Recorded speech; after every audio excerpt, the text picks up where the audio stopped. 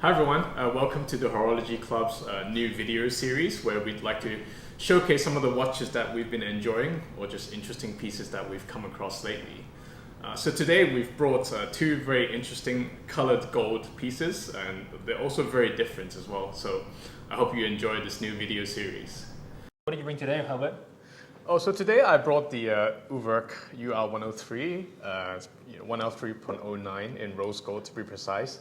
So you have these four satellites, which are the hour indicators, right? And each satellite has three numbers on it, which represents the hours.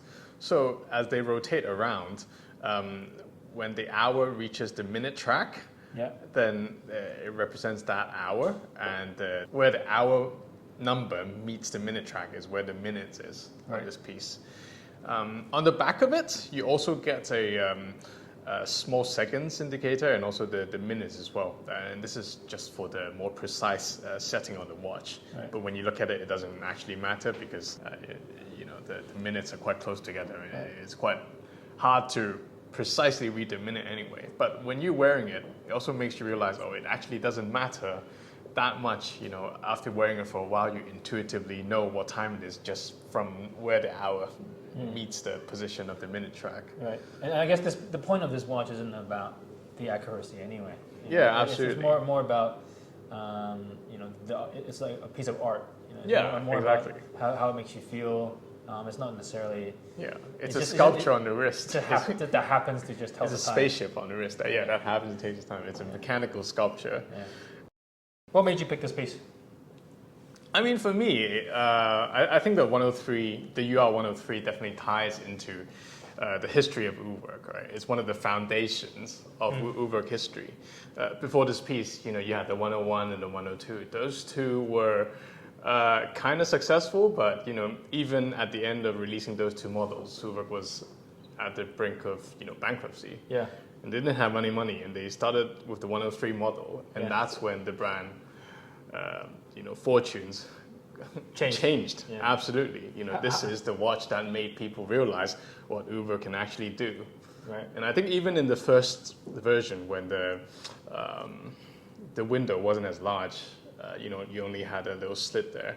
That didn't have that big of an impact. But once Urwerk opened up the watch and showed the mechanics on the inside, I think it showed people, what was actually possible in watch design at the time, which was relatively conservative in the early 2000s. Do you think this is a versatile piece? Like, would you wear this to work, out, t-shirt, jeans, quite casual, or is it more of a formal watch for you? I would say, personally, I don't mind wearing loud watches to work or whatever occasion, right? I'm just used to it already. But, for someone, it might be a psychological barrier. They might not feel comfortable wearing it to work, but for me, I think it's completely fine. And even, this compared to, say, more modern Urwerks, right? And definitely there are louder pieces in the modern lineup, say like the UR-111 and all of that. And this actually looks relatively conservative if you compare it to the 210s and exactly.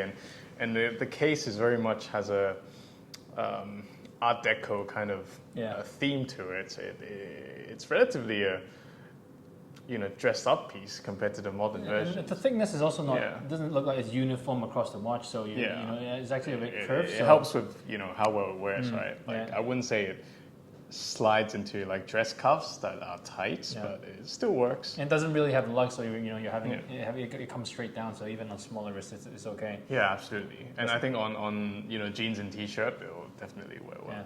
Yeah. What about you? What have you brought today? So on the topic of undervalued watches, this was one of the earlier buys I picked. I think this is still quite undervalued within the watch world now. Reason being, it's made by Patek Philippe. It's one of the biggest household names within the watch world. And this piece is the 5170J, so it's the yellow gold iteration. It's the very first iteration of the in-house manual wind chronograph, which to me, I think it's quite historically significant to the brand. It has everything that you want in a Patek. This is what growing up, I would look at Patek, and this is what they're about. You know, their ads would always be about the complications. It would be dressy, it would be understated. You know, if you didn't know what you were looking for, you wouldn't know. It would just look like just a dressed gold watch with a white dial. But yeah, it's very wearable. It's got a very intricate movement. I liked it because this was after previously they had the 5070, which had the Lemania movement. And with that design, it was 42 millimeters, and the subdials were, to me, looked a bit cramped. So it was closer to the center, and it just made me feel like that design was sort of a compromise, trying to fit that smaller movement into that larger case. So they had to compromise the design. With the 5170, they didn't have to do that at all. You can tell this is a cohesive package. The subdials, I feel like, are perfectly placed.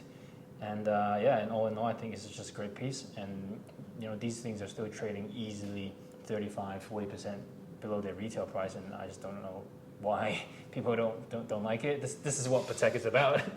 Yeah, absolutely. I think, you know, when I first started collecting watches, like around 10 years ago, I think that this kind of piece would be a grail piece for a lot of collectors, right? Or, you know, if they might be... It still is. Yeah, yearning for like a 5270 or 5970 at that time. But I guess nowadays the landscape is quite different. You know, people are always chasing the sport pieces, but, you know, this is kind of what Patek has always been about. Yeah. Like the dress pieces, the complications, the grand complications, Yeah. and I think this is a great piece to wear every day. Yeah. Do you foresee collectors moving into recognizing the value of these pieces, like the complications, the precious metal? You know, do you think this is something that's going to change in the future? Is it due to make a comeback? I think definitely. I mean, if you look into the current market, then these pieces are definitely very undervalued, right? Especially such complicated pieces with intricate finishing on a chronograph movement. People are going to look for that in the future, and I think chronographs themselves are very desirable, right? Just look at how much people are willing to pay for a Daytona, a steel Daytona. You get one of these. Yeah. Why don't I just buy one of these? Yeah. You know?